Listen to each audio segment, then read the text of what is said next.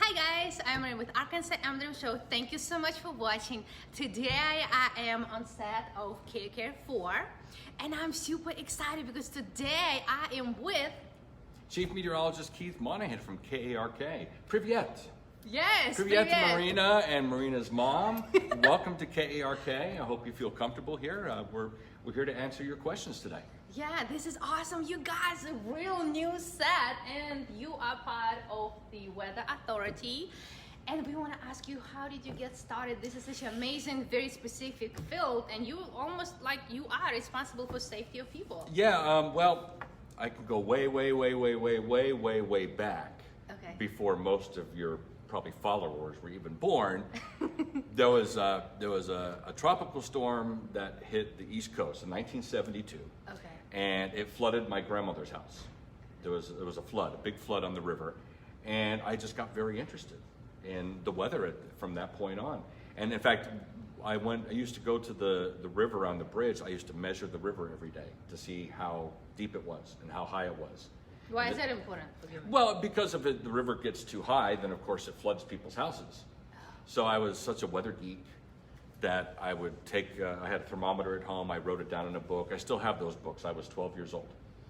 And I used to write the temperature every day and how high the river was. And it got to start there. I didn't become a weatherman right away. I actually went to the Air Force Academy and served 6 years in the Air Force. Thank you. And you're welcome. And once I got out of the Air Force, then I went back to school to get my meteorology degree. And that's how I got here. Yeah. And how long have you been on the air? I started on the air on, I think it was about March 20th, 1995. Yeah. That was my 1995, yes, 1995. See, even I forget. Yeah. And what excites you the most being on the air? I mean, you are right there, you know, at the right time, and you know the most accurate information. Well, it's important to keep people safe. Okay. And when I worked in Houston, Texas, it was hurricanes that we were most worried about. But hurricanes you see coming for days and days and days. So when trying to keep people safe for tornadoes, you get very little notice sometimes. Okay. Sometimes you only have a few minutes notice that a tornado is going to form. And to me, that's important to teach people how to be safe during a tornado. How? Well, number one, we're doing this promotion with Kroger. And we encourage people to go to Kroger and buy weather radios, because the weather radios are special radios that signal when there's a tornado warning or a severe thunderstorm warning. That way people can be alerted even at night while they're sleeping. Once you get that alert, the best place to be if there's a tornado is in the basement or a storm shelter. Now, not everybody has a basement or a storm shelter. So if you don't have any of those two things, the lowest floor of your house, and put as many walls between you and the outside as you can. So a lot of times it's going to be a closet in the middle of the house. You want to be as far away from the outside of the house as you can, and in a very small room. That would be the best place to be. It's amazing. And if you live in one of those in a trailer or a manufactured home, a lot of people have those because they're an affordable way to be a new homeowner. Those cannot stand up to a tornado. So if you're in a mobile home or manufactured home, or if you're camping in a camper, they're not going to stand up. You have to go to a sturdy structure. Yeah, and I've heard that there are some houses now where the tornadoes and hurricanes are coming. You can actually build a house that is protective. Well, you can build in the house. You can actually build in a tornado shelter. Oh. And in fact, my mother and father-in-law's house in Arkansas, they have a built-in tornado shelter in their house. So new homes sometimes do that, and you can also have that put in afterwards. It's just a little bit expensive. There are some state grants, state tax breaks from time to time, but a lot of people don't have the money to afford them. So the best thing to do is to find the safest place in your house, or find somebody that has a storm shelter and go to their house. Yeah. Have you ever had to go to like on the field and do a live shot, and you have some weather going on? Like I've seen them on TV like that. A lot of times the chief meteorologist at the station stays at the station. Okay. And we kind of are in charge of the other folks that are out there. Okay. So there have been a couple of times where I actually have gone out during bad weather, especially snowstorms. Was it scary? No, I mean, Because as a meteorologist, you kind of know the safe place to be. We're never going to get too close to the storm. We're never going to be in the path of the storm. When we do storm reports or reporting from the field, we like to get behind it so you could follow it, so it's not going to double back on you.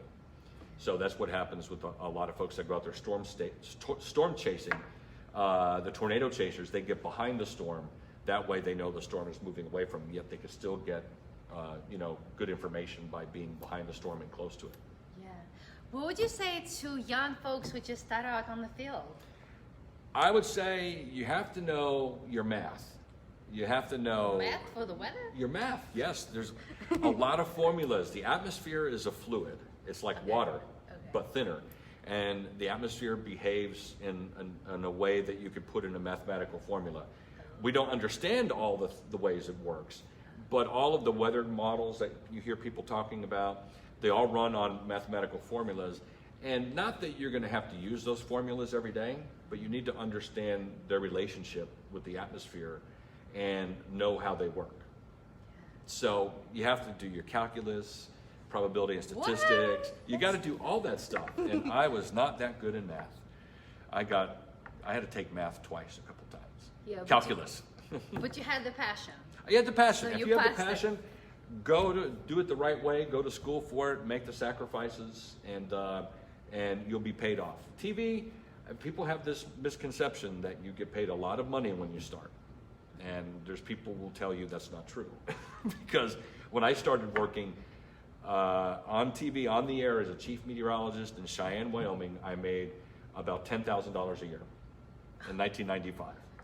Well, it's not that much. I hope you get paid more now. Well, I'm older. I have more experience. Of course, the longer you do a job, the more experience you get, the more the pay is.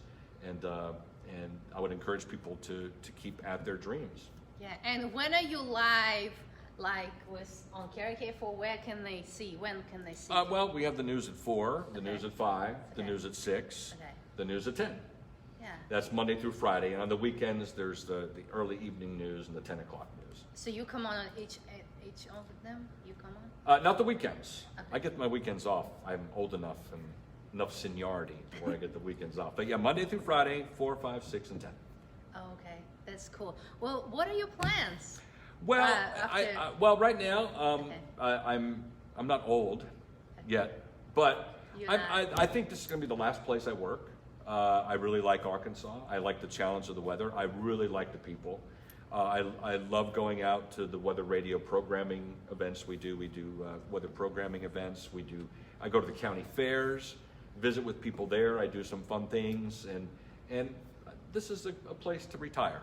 This is a place where I'll finish, but I would like to live someday in Texas or Nevada. That's where I'd like to go. I kind of like the West, the mountains and the plains. Texas doesn't have a lot of mountains, but the hill country, and Nevada has some great mountains. The Sierras, I love the Sierras. Yeah. And how long have you been in Arkansas? 7.5 years. 7.5 years. Well, thank you for making Arkansas home. Well, thank you very much. And thank you for being just so amazing, on point, and keeping us safe. And thank you for making the weather your passion. And I make the weather too. No, I'm just kidding. I don't do that. Yeah. I don't control it. I just report it. Just remember that. Well, thank you so much. Well, thank you very much, Marina, and thanks to all your folks that follow you. All right. Bye, guys. Bye.